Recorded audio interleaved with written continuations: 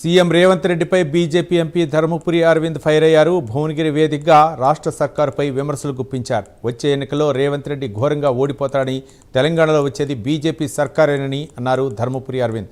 మీనాక్షి నటరాజన్పై తెలంగాణలో కేసు ఉన్నట్లు ఈసీకి ఎలా తెలుస్తుందని ప్రశ్నించారు. రేవంత్ కుట్రనో కాంగ్రెస్ కుట్రనో వాళ్లే తెలుసుకోవాలన్నారు అరవింద్. 2029లో జరగబోయే సాధారణ అసెంబ్లీ ఎన్నికలలో 2/3 మెజారిటీ తోటి భారతీయ జనతా పార్టీ తెలంగాణలో ప్రభుత్వం ఏర్పాటు చేస్తుంది. భువనగిరి, నల్గొండ పార్లమెంట్ కూడా కైవసం చేసుకుంటాము. అత్యధిక అసెంబ్లీ సీట్ కూడా ఇక్కడ కైవసం చేసుకుంటాం.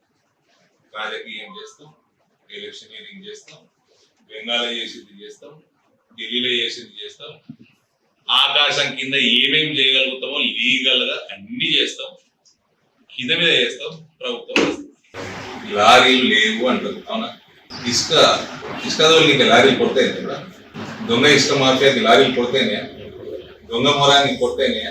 ఇదే రాష్ట్రం, గదే లారీలు, గదే రోడ్లు, గదే డ్రైవర్లు కదా.